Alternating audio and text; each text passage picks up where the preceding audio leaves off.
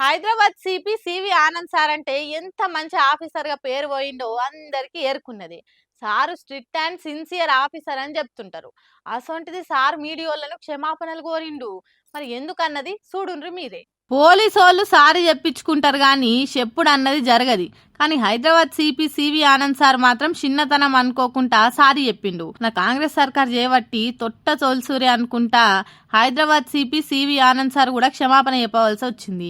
సర్కార్ పంతానికి sincere police ఆఫీసర్లను కూడా పావులుగా వాడుతుందని BJP BRS లీడర్లు అంటుర్రు. నిన్న ప్రెస్ మీట్ అయినాక సివి ఆనంద్ సార్ చుట్టుముట్టి ప్రశ్నల వర్షం కురిపించిండ్రు హిందీ ఇంగ్లీష్ ఛానల్స్ పేపర్ వాళ్ళు. అల్లు అర్జున్ కు ఫేవర్ గా మాట్లాడినట్టు క్వశ్చన్లు అడిగే వరకు సార్ కు కోపమైంది. సర్కార్ మీద ప్రశ్నలే వరకు సార్ గరమైండు. మీ సంగతి మాకు తెలియదా అని అనే వరకు వాళ్ళంతా నొచ్చుకుండ్రు.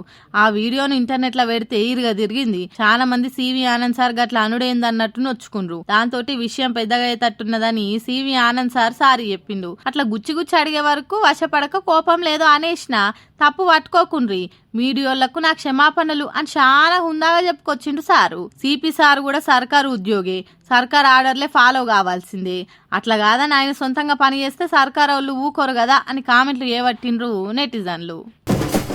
అమ్మో, ఇప్పుడు గాలి పీలుస్తున్నందుకు కూడా పన్నేస్తుందా ఎట్లా నిర్మల మేడము? కండ్లతోటి లోకాన్ని చూస్తున్నందుకు కూడా ఐవ్యూ ట్యాక్స్ అని పన్ను కట్టమంటదా ఎట్లా?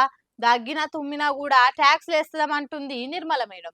ఎంత పుణ్యం చేసుకుంటే దొరికిందో మనందరికి Nirmala Sitharaman madam finance minister గా. లేకుంటే ఏంది, ప్రజల దగ్గర నుంచి పైసలు గుంజుడే గాని మళ్ళా అలా ఖర్చు పెట్టమంటే మాత్రం నో కామెంట్స్ అంటున్నది. ఇన్నొద్దులు ఏదన్నా లాభం మీదనే పన్నేస్తుండే, ఇప్పుడు నష్టానికి కూడా పన్ను కట్టాలి అంటున్నది madam.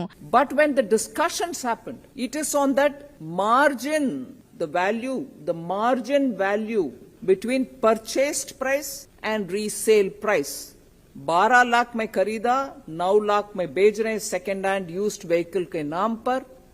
On the margin is only this 18% is being put, as would be for any used car. So it is on the margin, not on the entire amount at which the car is being sold. For suppose మీరు ఒక car 12 లక్షలకు కొని 9 లక్షలకు అమ్మిన్రే అనుకోండి. ఆ తేడా 3 లక్షల మీద కూడా 18% పన్ను కట్టాలని మేడం చెప్తున్నది. కారు అమ్ముకునేదే లాస్కు, దాంట్లో కూడా మళ్ళా 118 రూపాయల పన్ను కట్టుండ్రని అంటున్నదంటే ఏమనుడు చెప్పుండ్రి.